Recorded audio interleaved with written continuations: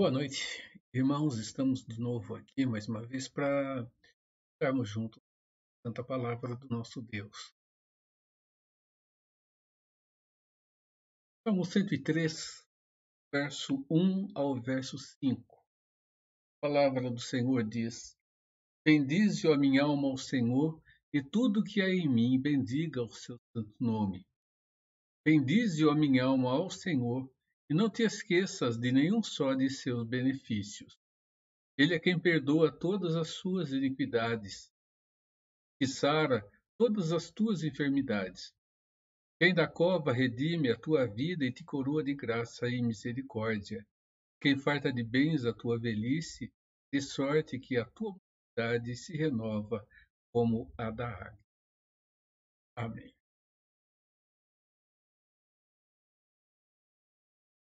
Vamos orar? Nosso Deus, bendito seja o Senhor que tem fartado de bens a nossa vida, cada instante. E o Senhor tem movido corações, Senhor, de forma que uns têm se dedicado ao outro e nós agradecemos, porque através da vida dos teus filhos, aqueles que têm sido agraciados com um pouco mais, o Senhor tem ajudado a outro. Agradecemos ao Senhor, porque a nossa vida tem sentido teu cuidado e a tua direção em todo momento. Obrigado, Pai. Que o Senhor esteja nos iluminando para o estudo da tua palavra mais uma vez neste nosso Deus. Estamos em nome. Amém. Meus irmãos, nós estamos vivendo num tempo de uma correria enorme, de uma aceleração sem tamanho.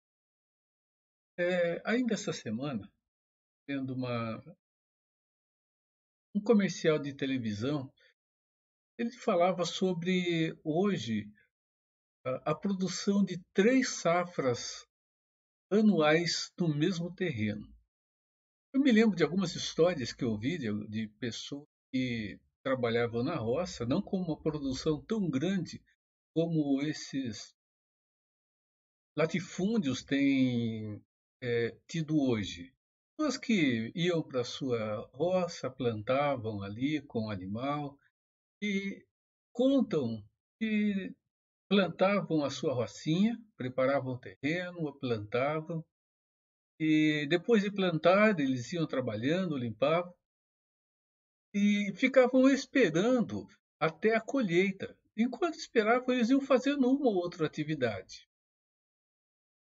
Continuavam mexendo com gado, com outros animais que tinham, mas tranquilizavam-se durante aquele período em que esperavam a colheita.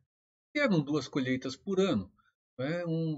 E nesses intervalos, eles viviam com certa tranquilidade, aguardando que então a safra acontecesse para eles poderem colher. Nós estamos hoje num tempo de uma aceleração enorme, num tempo de uma agitação sem tamanho. E, meus irmãos, a nossa vida, tudo que ela tem tido, quero refletir um pouco com vocês sobre isso e tomando o texto do livro Eclesiastes. Mas antes, vamos para um momento de adoração ao nosso Deus, cântico. Buscai primeiro o reino de Deus e tudo mais será acrescentado. Já voltamos.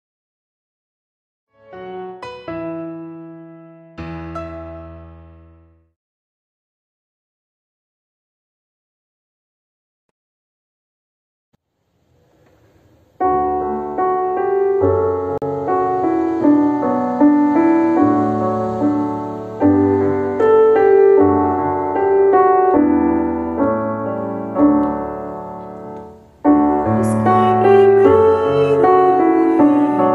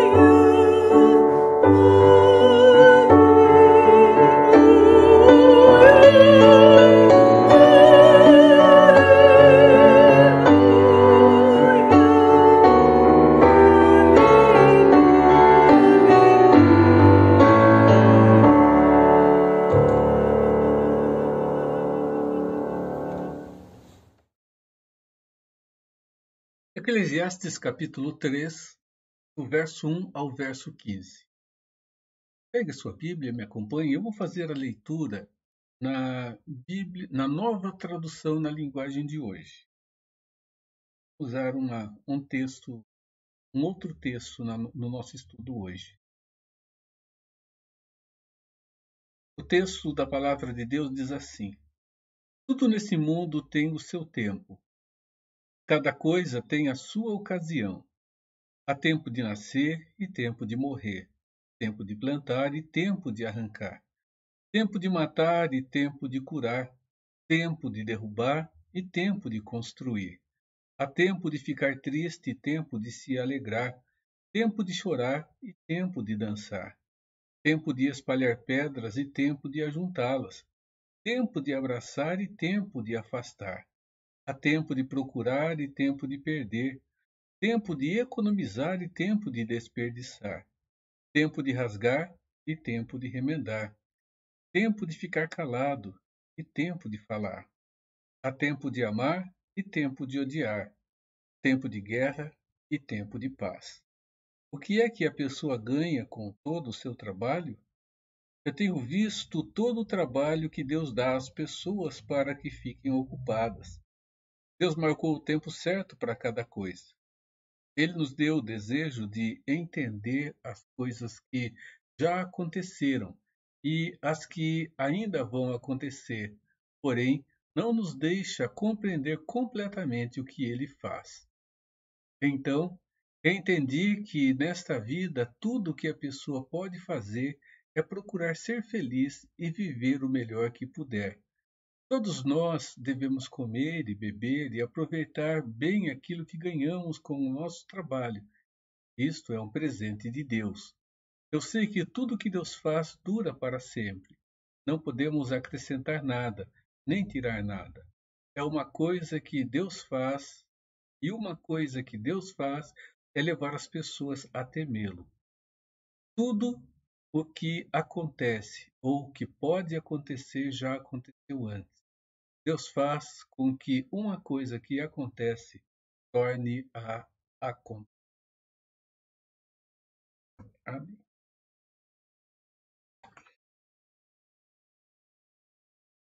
O tempo, a vida e as situações que nós vivemos. Irmãos, nós estamos vivendo numa época de grandes exigências, de grandes agitações. O que esse mundo globalizado exige de nós?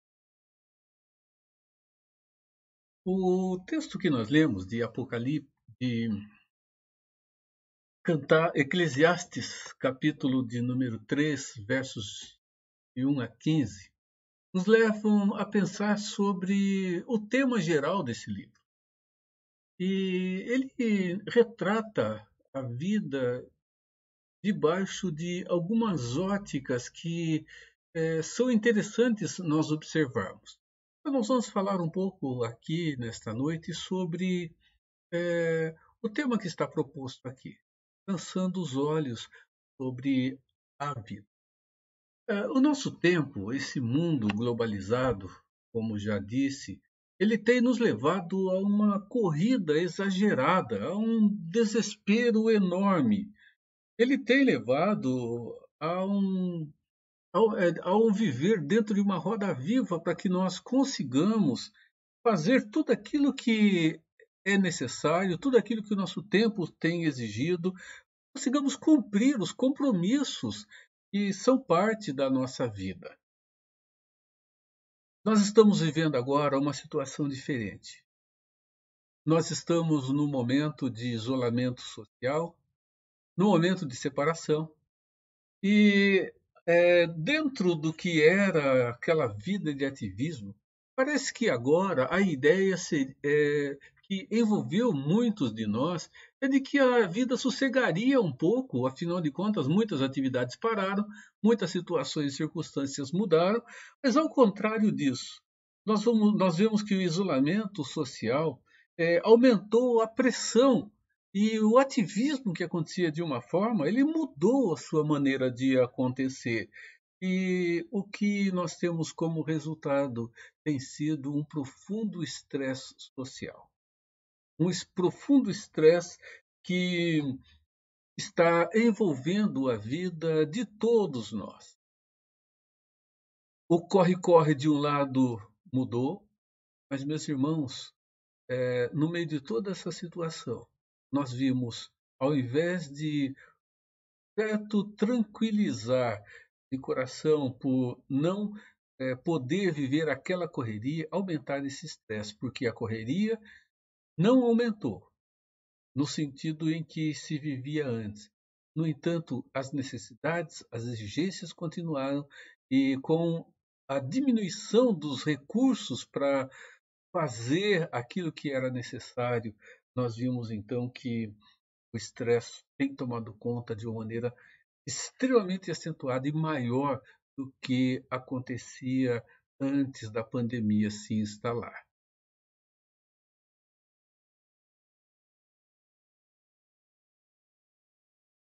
Nós observamos que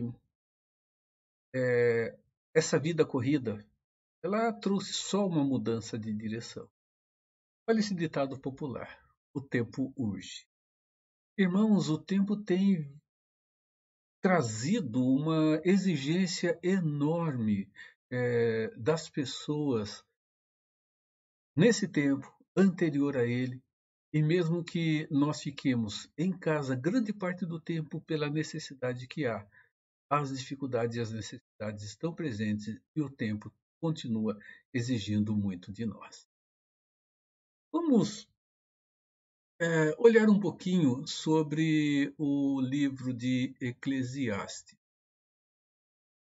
A tradição judaico-cristã ela atribui a Salomão a autoria desse livro. Há discussões, evidentemente, pelo tempo que nós, de intervalo que vivemos entre o nosso presente e o tempo possível da escrita desse livro, nós temos pessoas que têm questionado, inclusive pela observação interna.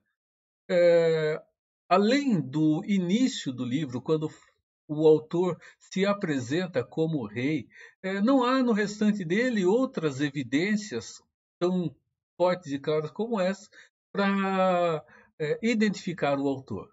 No entanto, dentro da tradição que temos, né, tradição cristã e a tradição judaica, Salomão é o autor e ele se apresenta aqui como o pregador.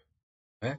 E dessa forma, a tradição judaico-cristã, os cristãos e os judeus, têm atribuído não só esse livro a Salomão, mas outros dois também. Colocando o livro de Cantares como o primeiro livro elaborado de uma tríade, seguido depois pelo livro de Provérbios, e, finalmente, o livro de Eclesiastes, que fecha, então, um ciclo de vida. Começa com o seu relacionamento com Sudonita, a expressão das prática da vida e a observação que ele faz da vida que encontra-se registrado no livro que nós temos e que nós lemos ainda há pouco. O que nós observamos é que Salomão se apresenta como um grande observador da vida. Ele observa, ele olha a vida e aqui ele coloca as suas impressões das observações que ele faz da vida, olhando para a realidade das pessoas, olhando para a realidade das famílias, olhando para a realidade social, olhando para a realidade da sua própria vida. Então, olhando para esse livro, olhando para o olhar de Salomão sobre a vida, nós vamos dar uma olhadinha e pensar sobre esses aspectos que envolvem a vida de cada um de nós também. Vamos lá.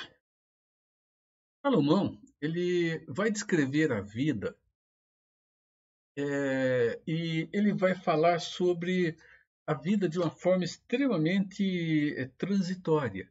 Vai falar da vida com a brevidade que há e sobre o sentido que ela tem. Então, observemos aqui, em muitos momentos, a descrição que ele faz, ela vem sempre em pares. Muitos momentos assim. Por exemplo, quando nós pegamos aqui o capítulo 3, nós vemos Salomão falando sobre o nascer e sobre o morrer. Então, em muitos momentos do livro, a descrição ela é aparecida em pares, mostrando dois lados e mostrando dois aspectos. E nós observamos que em muitos outros momentos o autor ele vai lançar luz dentro da sua maneira de enxergar, revelando um ceticismo muito grande ou revelando dúvidas em relação à própria vida, com relação a tudo que acontece, entendendo até mesmo que Deus está ausente no meio de tantas injustiças que há, no meio de tantas frustrações que pessoas vivem, no meio de tantas decepções que se fazem presente. Ele é um observador experiente, sem dúvida nenhuma, de todos os aspectos que ele revela aqui sobre a vida humana, sobre a existência do ser humano. Então, o primeiro ponto que eu quero destacar aqui é a relação da vida como uma relação que é temporária e breve. E eu quero tomar dois textos da palavra de Deus para iniciarmos aqui. Primeiro, Eclesiastes 1:4, que diz: geração vai e geração vem, mas a terra permanece para sempre. A vida vai, a vida vem, pessoas vão, pessoas vêm, mas tudo permanece. E o Salmo 90:10, que já conhecemos, que diz assim: os anos da nossa vida chegam a 70, ou em havendo para os que têm mais vigor, a 80. Entretanto, são anos difíceis e cheios de sofrimento, pois a vida passa depressa e nós voamos. O Salmo 90 fala-nos sobre a vida e mostra que podemos chegar a 80, 90, mas que os anos passam de uma maneira extremamente rápida. A nossa própria experiência de vida mostra isso. Eu estou aqui beirando, batendo as portas de 6 décadas. Meus irmãos, eu me lembro da minha infância como se estivesse bem perto. O tempo da minha mocidade, e parece que isso aconteceu ontem. Uma historinha que eu contei já algumas vezes na igreja, alguns vão se lembrar, uma história com H e não uma história como um conto que foi imaginado.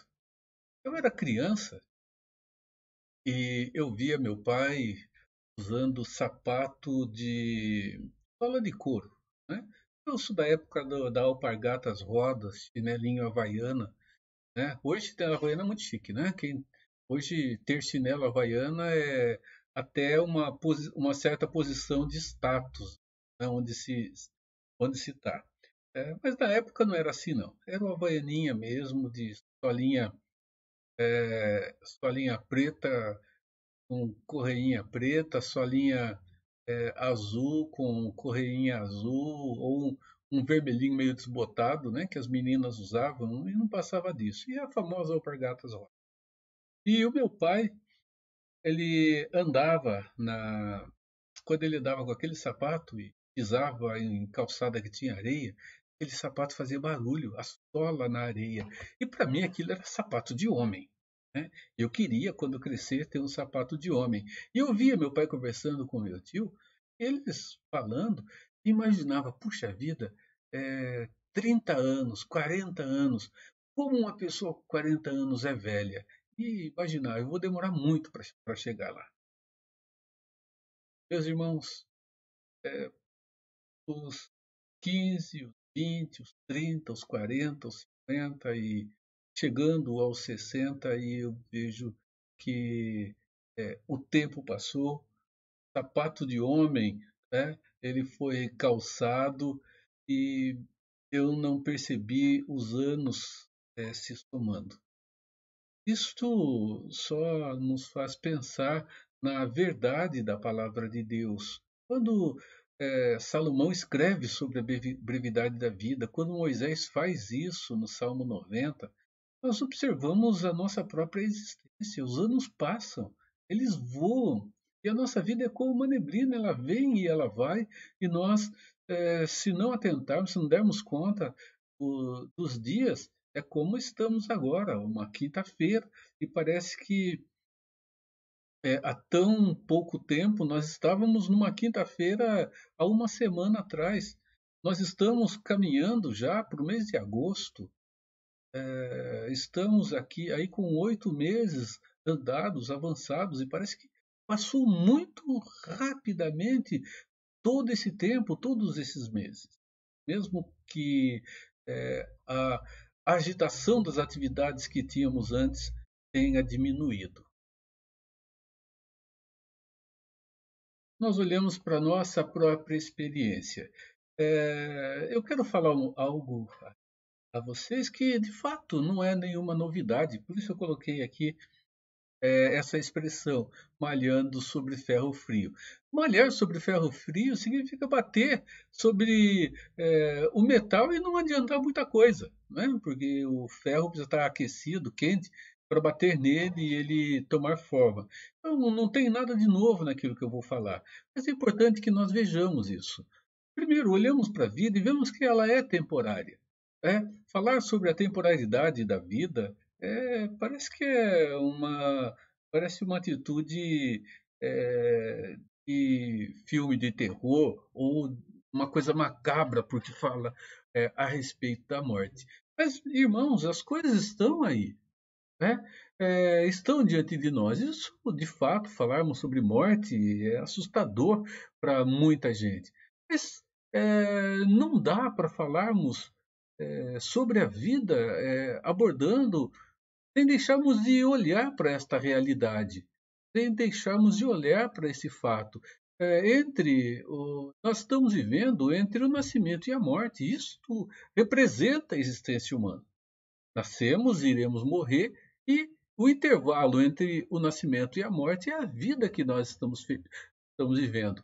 E quando nós falamos no nascimento e falamos nos anos que estão passando, nós estamos fazendo essa afirmação, né? A morte ela está chegando, né? Nós não sabemos quanto tempo ainda demorará, mas ela está vindo, é uma realidade que há. Então, a vida ela é temporária, ela passa, ela está passando.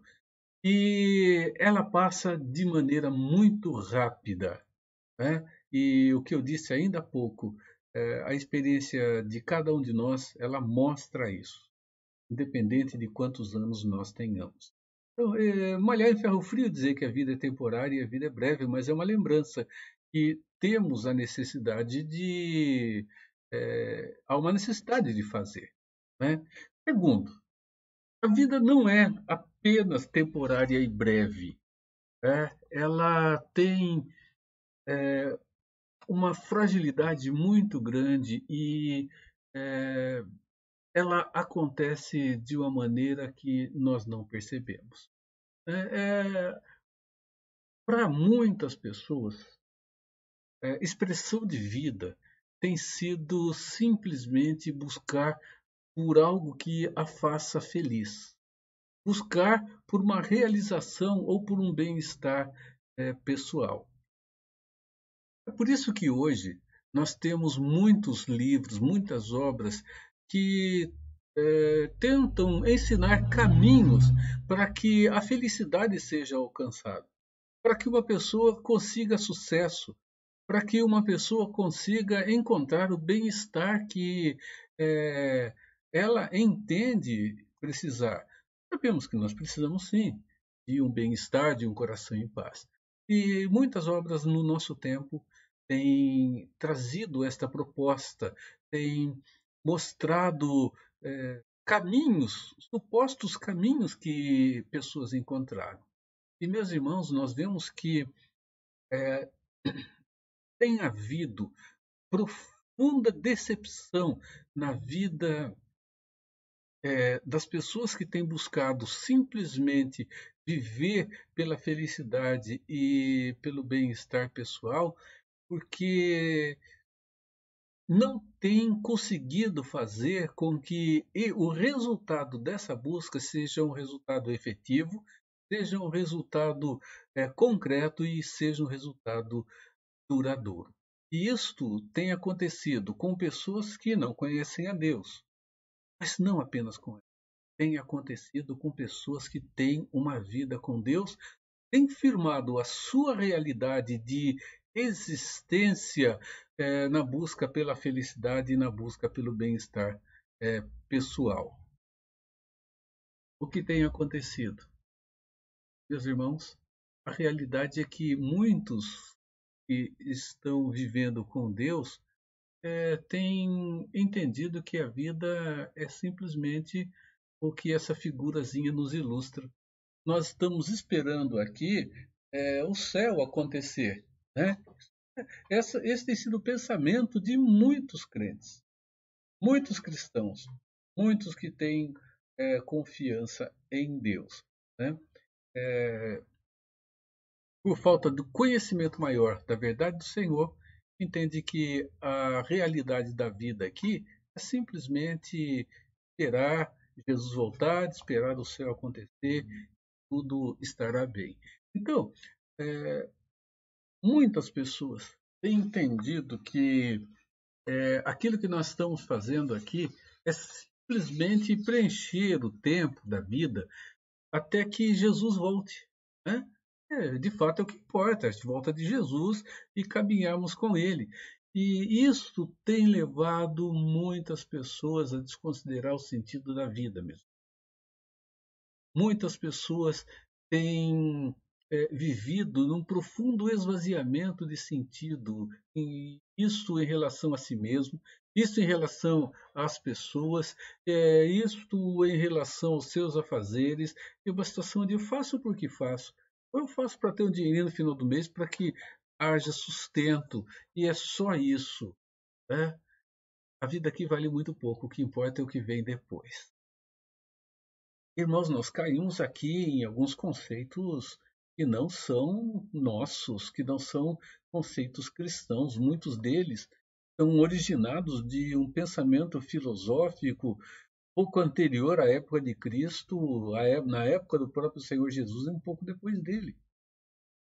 Né? A vida se resume para muitos simplesmente nessa espera e fazer aqui o que é necessário para sobreviver simplesmente, porque nada nesse mundo é bom. Esse mundo é um mundo de sofrimento e para muitos esse lugar aqui é um lugar que se sofre para que depois do sofrimento se viva o gozo de uma ausência dele. Né? Uma vidazinha triste pensando dessa maneira. Né? Nós devemos olhar tudo com duas óticas diferentes, com dois pontos de vista diferentes. Um deles é a maneira humana de olhar todas as coisas. E a outra, a maneira que Deus nos apresenta. Não um olhar como agora entender, como se fôssemos agora compreender toda a realidade. Mas a ótica humana e a ótica divina colocam-nos no lugar devido, no lugar que precisamos estar para que encontremos o sentido que é necessário para a nossa vida. Veja só, ponto de vista humano. Como o nosso ponto de vista, né, o pregador vai apresentar ali, ele mostra a visão dele, ele mostra que, segundo a ótica humana, as coisas não são tão boas como elas poderiam parecer. Ele não se mostra muito otimista, não. Ele vai descrever que vai apresentar a vida como algo que não tem muito sentido, como inútil. Né? Um ponto de vista bem negativo. Afinal de contas, a gente trabalha para quê? Para comer. Nós ganhamos dinheiro para quê? Vamos morrer, outros vão ficar com ele. E ele vai caminhando assim, mostrando que a vida ela está cheia de frustração. Versos 2, 12 e 13 de Eclesiastes. Olha o que ele diz aqui. Sei que nada há melhor para o homem do que regozijar-se e levar a vida regalada. E também que é dom de Deus que possa o homem comer, beber e desfrutar o bem de todo o seu trabalho. Irmãos, na vida dele, na visão do pregador, a vida é comer, beber e simplesmente isso, comer, beber e se regalar. Né? E nós vemos a limitação da nossa própria vida quando o início do texto, dos versos 2 a 8, trazem para nós os pares mostrando a relação do tempo. Isso vamos ver daqui a pouco. O ponto de vista de Deus, ele ensina, é, ele nos ensina sobre a nossa própria vida, nos levando a olhar para o nosso ponto de vista e olhar para a ação do próprio Deus dentro da nossa vida. Ele vai revelar que nós somos frágeis, nós somos limitados. E ele vai mostrar que nós nos enganamos a nós mesmos quando nós esquecemos das Escrituras e passamos a entender que nós somos pessoas que somos autossuficientes, caminhamos por nós mesmos, que nós somos independentes, que temos força necessária para tudo o que quisermos, somos arrogantes e que nós não precisamos absolutamente da ajuda de ninguém, que nós conseguimos por nós mesmos. Deus ele nos mostra isso. E nós olhamos para aqui as escrituras, os próprios versos que lemos, e se você for olhar o verso 2, verso 8 e for olhar os outros textos que encontramos aqui no livro de Eclesiastes, nós vamos observar, meus irmãos, que Deus está nos ensinando aqui, através de Salomão, que todas as coisas envolvem uma relação total de dependência por parte da vida do ser humano. Olha o que Tiago diz nesse texto que não é estranho a nós. Agora escutem, vocês que dizem, hoje ou amanhã iremos a tal cidade e ali ficaremos um ano fazendo negócio e ganhando muito dinheiro. Não sabem como será a sua vida amanhã, pois vocês são como uma neblina passageira que aparece por algum tempo e logo depois desaparece. O que vocês deveriam dizer é isto: se Deus quiser, estaremos vivos e faremos isto ou aquilo. Porém, vocês são orgulhosos e vivem se gabando. Todo esse orgulho é mau. Portanto, comete pecado a pessoa que sabe fazer o bem e não o faz. Meus irmãos, olhem ainda esses outros dois textos. Não há como fugir da presença de Deus. Salmo 139 fala isso. E Eclesiastes 3:11 mostra que todos passarão por experiências positivas e negativas. Mas atentem para uma coisa. Nós olhamos e vemos que a nossa arrogância ela faz mal para a nossa vida. Nossa autossegurança, nossa autossuficiência, a nossa pretensão de poder, tudo isto só traz decepção, frustração, tudo isso traz dor, porque, irmãos, não temos, primeiro, como fugir da presença de Deus. Davi diz: se eu subo aos céus, lá está. Se eu desço ao mais profundo abismo, lá estás também. Né? Onde eu caminho, eu estou de frente com o Senhor. E em todas essas situações que vivemos, não há absolutamente a ausência da soberania de Deus se manifestar.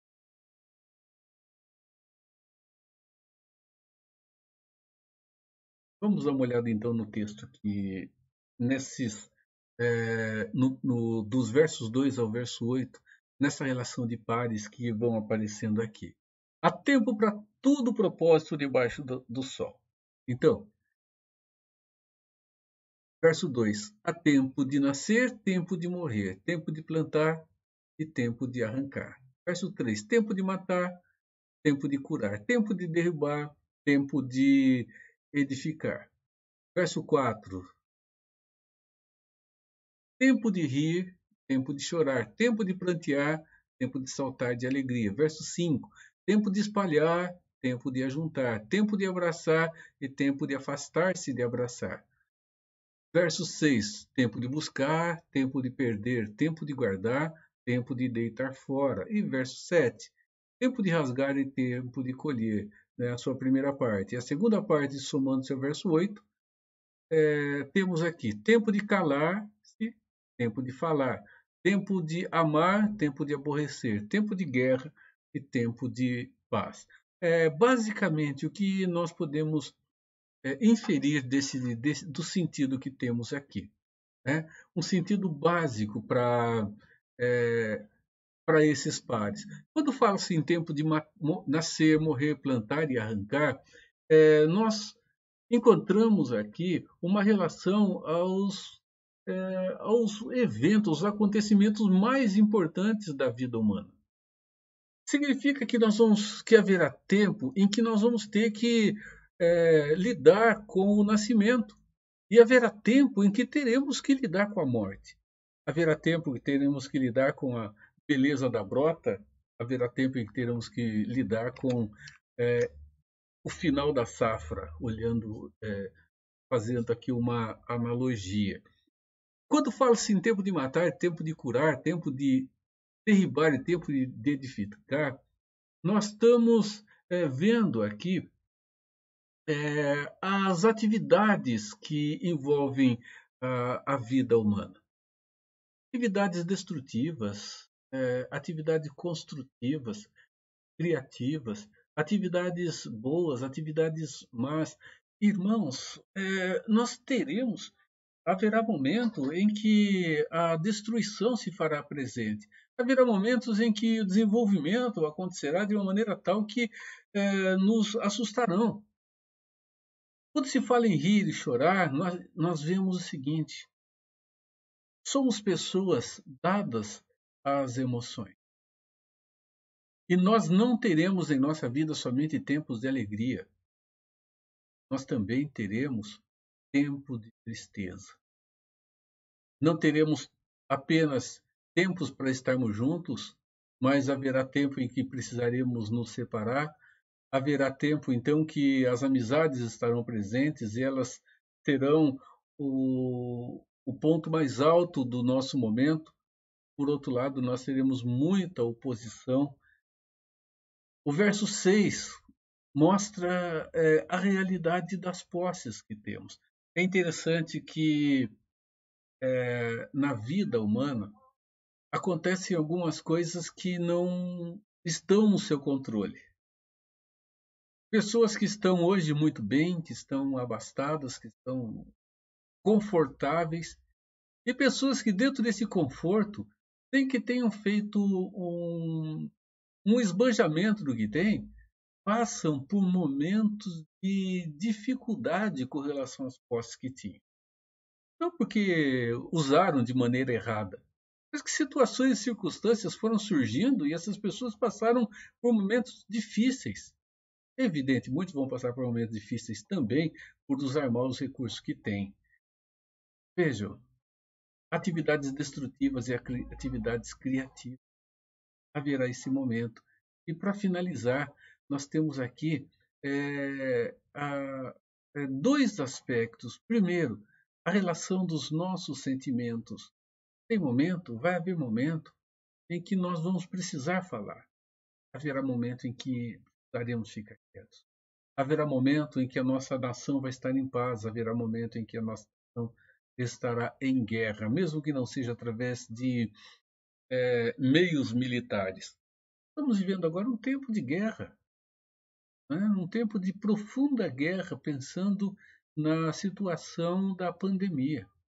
Então, a palavra de Deus diz que tudo tem o seu tempo, ou haverá tempo na vida de todos em que coisas positivas acontecerão e em que eventos negativos também se fazem presentes, situações negativas também estarão se manifestando. E uma coisa que é muito importante a gente observar,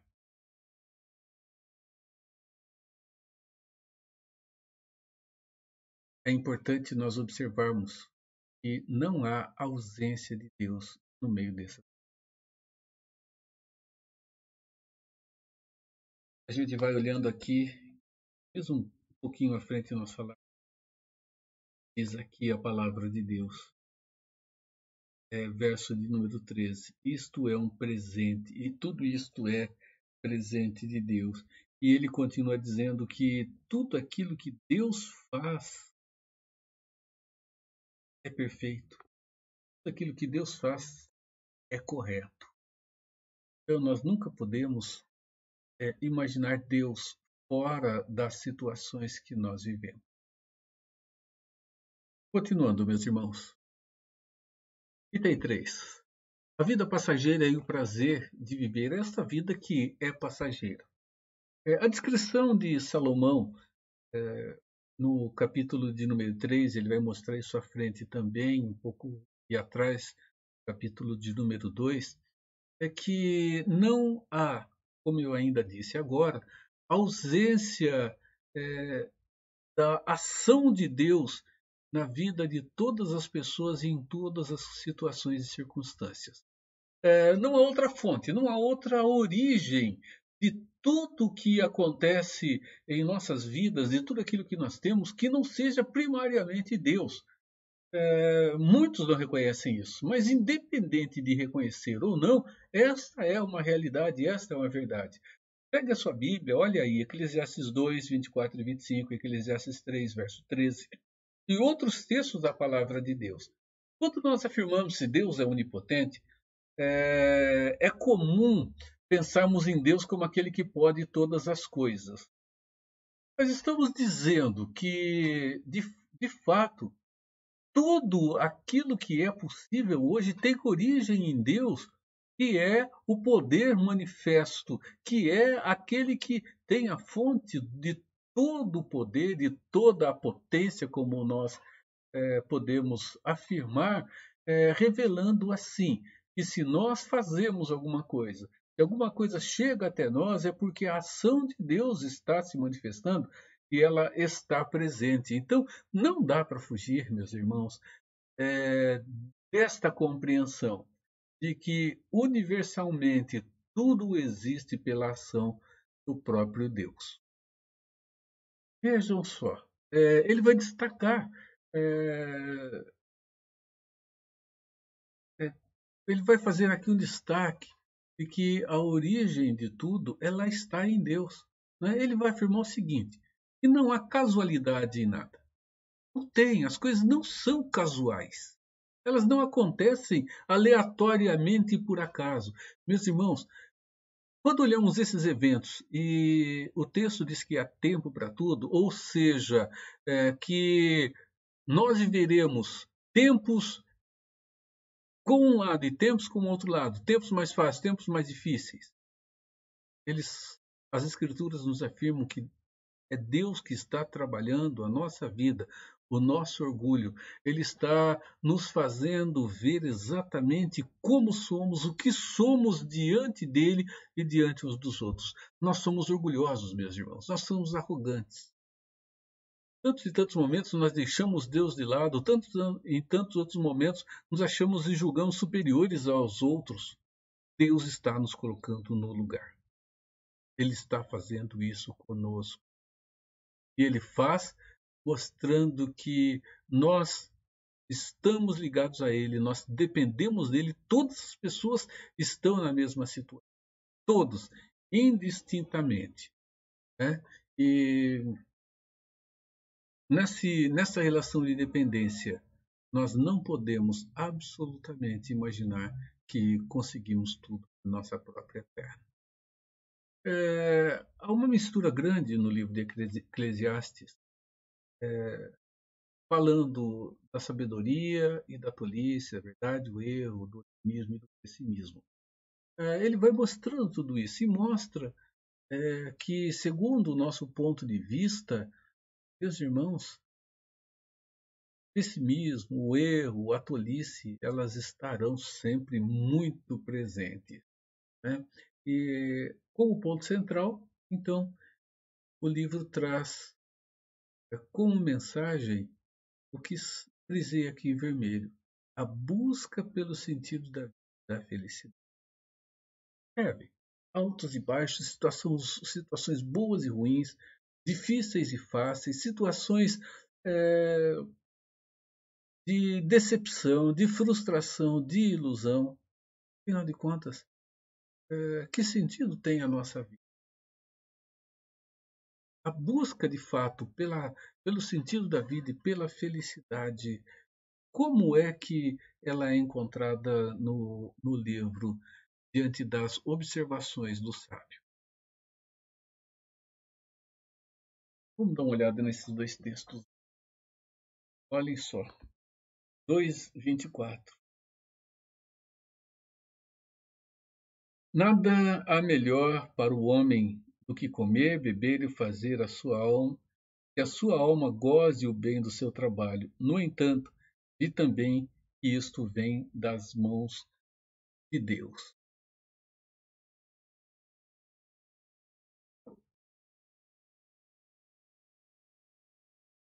Salomão está dando a nós o caminho das pedras, meus irmãos, para encontrarmos sentido para a vida e para o bem-estar que nós precisamos tanto. Ele diz aqui: alegra-te, jovem, na tua juventude, e recria-se o teu coração nos dias da tua mocidade. Anda pelos caminhos que satisfazem ao teu coração e agradam os seus olhos. Sabe, porém, que de todas estas coisas Deus te pedirá conta. Meus irmãos, não pode a vida ser vivida como se fosse simplesmente esperar Jesus voltar, esperar os dias passarem, esperarem as horas se multiplicarem. Ela tem que ser vivida com contentamento, tem que haver aproveitamento. A nossa vida ela tem que ser ativa, meus irmãos. Muitas pessoas, inclusive filhos de Deus, estão simplesmente somando anos à sua existência, mas vivem sem alegria, vivem numa profunda tristeza. A vida não tem qualidade. A vida é um tremendo de um vazio. Irmãos, que sentido tem a vida para o ser humano? E que sentido tem a vida para o ser humano que foi transformado por Deus? Olha só, muito mais importante que viver muitos anos é viver com qualidade. Mais importante do que viver muitos anos mesmo, é viver bem cada um desses anos. Viver muitos anos sem qualidade deve ser um profundo peso e uma profunda tristeza. A vida não existe distante de uma verdade. A vida não pode se condicionar a fatores externos. Ela não pode estar condicionada a eles para que se encontre o contentamento. O contentamento existe por fatores internos, meus irmãos, pelos motivos que há dentro do nosso coração, pela real motivação que nós temos nele. Jesus disse: porque onde está o teu tesouro, aí estará também o teu coração. São os olhos a lâmpada do corpo. Se os teus olhos forem bons, todo o teu corpo será luminoso. Se, porém, os teus olhos forem maus, todo o teu corpo estará em trevas. Portanto, caso a luz que há em ti sejam trevas, que grandes trevas serão. Onde é que está o seu coração? Onde é que está firmado o valor e o sentido real da sua vida? Apesar de olharmos para o autor do livro de Eclesiastes, e nós observamos que ele retrata muita coisa em tom de grande pessimismo. Ele mostra que quando isso é feito, de acordo com a nossa maneira de enxergar, não há outra forma de ver a realidade da vida. O pregador fez isso. O pregador fez e afirmou que a vida é destituída de verdadeiro valor. E ele afirma que tudo é correr atrás do vento. Ele faz essa afirmação.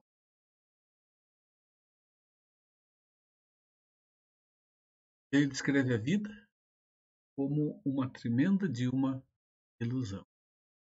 Meus irmãos, a vida ela pode ser resumida para muitos como o que nós lemos, o texto que lemos anteriormente: comer, beber, se divertir, regalar a vida, porque tudo passa e tudo vai ficar aqui. Deixa só ilustrar aqui. Tem dois filmes que chamam O Golpe de Mestre. E eles tratam de uma ação de ilusionistas. 4 ilusionistas que apresentam ali toda uma trama e atos que as pessoas olham e ficam boquiabertas. E o ilusionista, o trabalho dele é fazer com que nós acreditemos que algo aconteceu quando de fato é só um truque. Por isso são chamados de ilusionistas, eles nos iludem. E naquele filme, nós temos algumas cenas, e uma delas em que uma pessoa cai do palco e aparece num outro país, num outro lugar, e algumas coisas então acontecem, como dinheiro desaparecendo e coisas assim. E quando tudo é revelado, mostra que tudo aquilo não passava de um truque, uma ilusão, que a pessoa não saiu de um lugar para o outro, que estava ali, e tudo não passou de uma ação para que a mente fosse enganada, a pessoa fosse iludida e que a realidade era outra. Salomão diz que tudo é ilusão, que tudo na vida é ilusão, e que à luz do ilusionista, a vida nós não podemos olhar de outra forma, segundo os nossos olhos, meus irmãos, segundo o que nós olhamos e retratamos no dia a dia, com a nossa experiência. A vida é decepcionante, a vida é triste, a vida é uma ilusão. Isso é um fato. A vida, meus irmãos, ela é profundamente vazia. É correr atrás do vento. A gente encontra aí, a gente vê quanto você já se decepcionou, quanto você já se quanto você já. Então é um fato. A vida, de fato, ela é vazia. Se Deus não tiver. O sentido de toda a vida não está nas atividades que nós realizamos. Absolutamente. A Bíblia de Estudo da Reforma traz um texto na introdução ali que me chamou a atenção. E diz assim: a vida sem Deus, isto é, debaixo do sol, é vazia. A única forma de sermos resgatados desse vazio ocorre quando Deus nos leva a temer, amar, a confiar nele e em sua. A vida sem Deus é assim. A vida sem Deus é assim. Ela é triste. A vida sem Deus, meus irmãos, ela perde todos. Sabe o que é interessante? Salomão, quando ele fala sobre isso, ele está falando para pessoas que conhecem a Deus. A vida de uma pessoa que está longe de Deus ela tem uma alegria muito passageira, ela é frustrante, ela é decepcionante. Mas, irmãos, quem conhece a Deus pode ter uma vida assim. Conhecer a Deus, experimentar Deus e deixá-lo não deixar a igreja, mas esvaziar-se de um relacionamento com Ele, vai fazer com que a vida seja frustrante, vai fazer com que a vida seja vazia, porque não haverá muita diferença entre a sua maneira de viver e a maneira de viver de pessoas que não conhecem o Evangelho.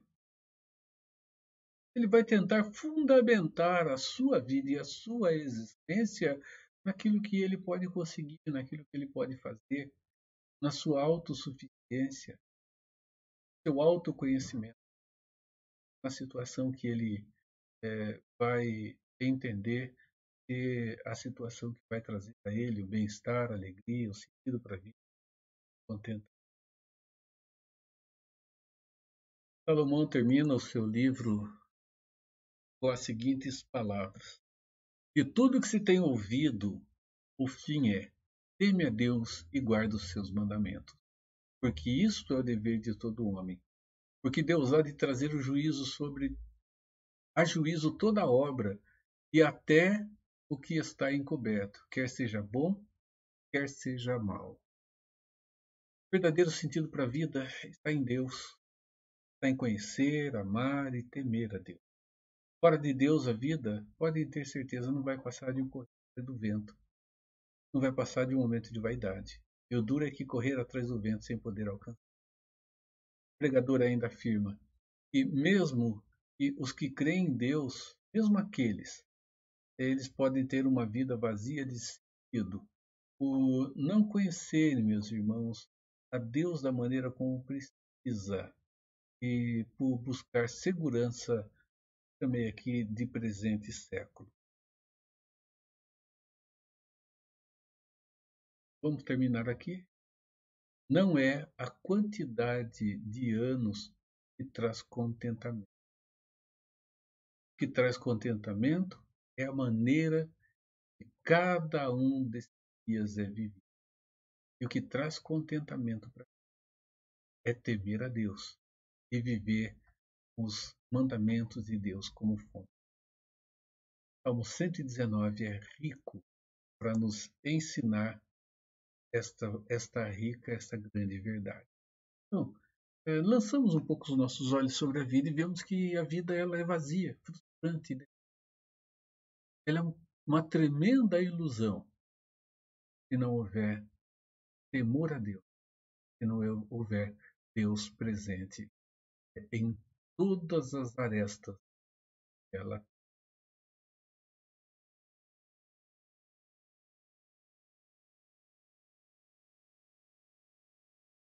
Irmãos, o que vale a pena de fato é vivermos uma vida de qualidade.